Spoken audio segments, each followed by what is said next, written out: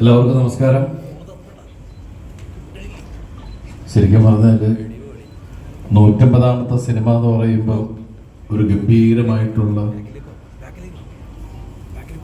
ഫങ്ഷനോടുകൂടി നടത്തേണ്ട കാര്യത്തെക്കുറിച്ചൊക്കെ സംസാരിച്ചു.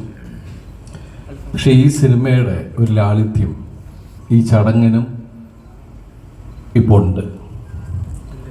പക്ഷേ ഈ വേദിയിൽ നിന്ന് എന്നെ 150ാമത്തെ സിനിമ വരെ എത്തിച്ച എൻ്റെ പ്രൊഡ്യൂസേഴ്സ്, എൻ്റെ ഡയറക്ടേഴ്സ്, എൻ്റെ റൈറ്റേഴ്സ്, എൻ്റെ കൂടെ വർക്ക് ചെയ്ത ആർട്ടിസ്റ്റുകൾ, എൻ്റെ കൂടെ വർക്ക് ചെയ്ത പ്രൊഡക്ഷനിൽ അല്ലെങ്കിൽ യൂണിറ്റിൽ എല്ലാവരോടും ആത്മാർത്ഥമായിട്ടുള്ള നന്ദി ഞാൻ പറയുന്നു.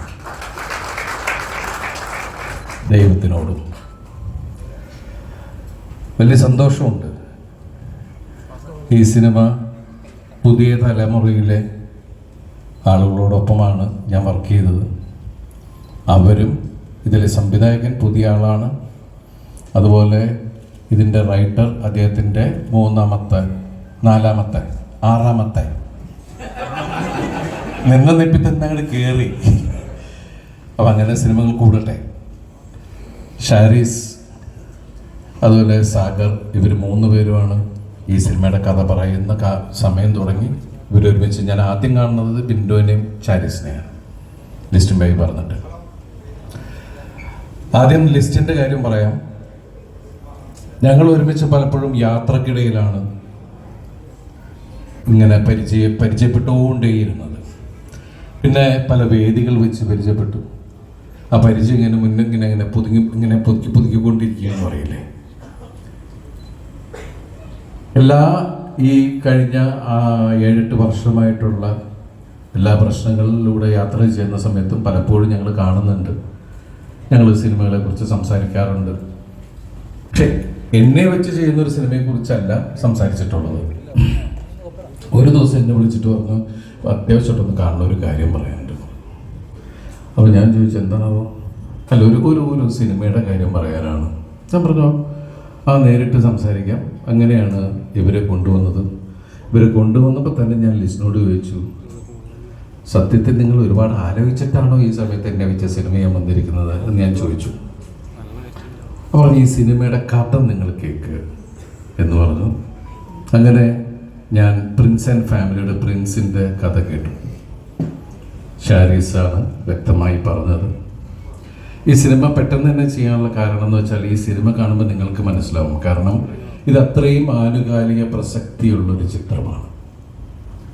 കാരണം നമ്മളെല്ലാവരും പ്രൈവസി ആഗ്രഹിക്കുന്ന ആൾക്കാരാണ്. പക്ഷെ നമുക്ക് ആർക്കും ഒരു പ്രൈവസി ഇല്ല. അങ്ങനെയുള്ള ലൈഫിലൂടെയാണ് നമ്മൾ പോയിക്കൊണ്ടിരിക്കുന്നത്.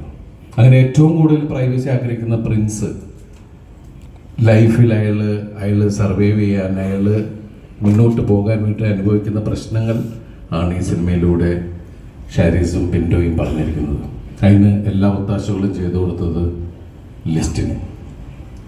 ഈ സിനിമയിൽ ഇവിടെ പറഞ്ഞ പോലെ തീർച്ചയായിട്ടും ഞങ്ങൾ അത്രയും വിശ്വസിച്ച് അവരെ ഞങ്ങൾ വിശ്വസിക്കുന്നു. എല്ലാവരും പറഞ്ഞിട്ട് പുതിയ തലമുറയിലെ ആളുകളുടെ കൂടെ വർക്ക് ചെയ്യണം. ഞാൻ എപ്പോഴേ വർക്ക് ചെയ്യാൻ റെഡിയാണ്. നമ്മൾ ആ ഡോർ തുറന്നു വെച്ചിരിക്കുകയാണ്. പുതിയ തലമുറയിലെ ആളുകൾ നല്ല കഥകളായിട്ട് വരിക. കാരണം നമ്മൾ ക്യാമറ ഓൺ ചെയ്ത് വെച്ച് നമ്മൾ താരങ്ങൾ, ഇപ്പം എൻ്റെ സീനിയർ ആക്ടേഴ്സ് ആണെങ്കിലും നമ്മളൊക്കെ ആണെങ്കിലും, നമ്മൾ വെറുതെ കിടന്ന് ആടിയിട്ട് കാര്യമില്ല. അതിനുള്ള കണ്ടന്റ് കൊണ്ടുവരുന്നത് അതിൻ്റെ ടെക്നീഷ്യൻസ് ആണ്, എൻ്റെ റൈറ്ററാണ്, എൻ്റെ ഡയറക്ടറാണ്. അതിൻ്റെ കൂടെ സഞ്ചരിക്കാനാണ് നമ്മൾക്കും താല്പര്യം. അപ്പം അങ്ങനെ അവർ പറഞ്ഞ രീതിയിൽ ഞാൻ ഈ സിനിമയിൽ എന്നെ കൊണ്ടാകാവുന്ന രീതിയിലൊക്കെ ചെയ്യാൻ ശ്രമിച്ചിട്ടുണ്ട്. ഞാനും പ്രിൻസിനെ ഇഷ്ടപ്പെടുന്നു.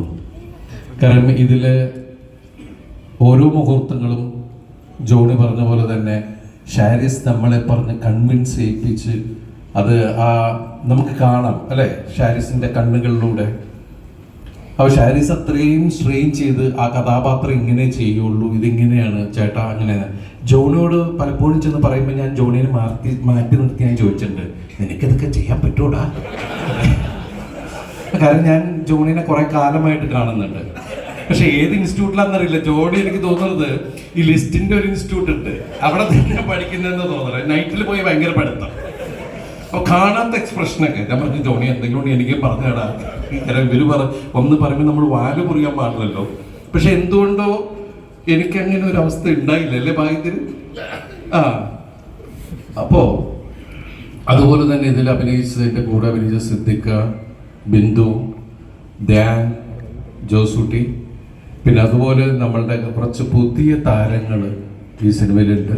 അവരൊക്കെ വന്ന് സംസാരിക്കുന്നതാണ്. പിന്നെ പറയാൻ വന്ന കാര്യം അത് പിന്നെ പറയാം, ലിസ്റ്റും പറഞ്ഞ പോലെ തന്നെ.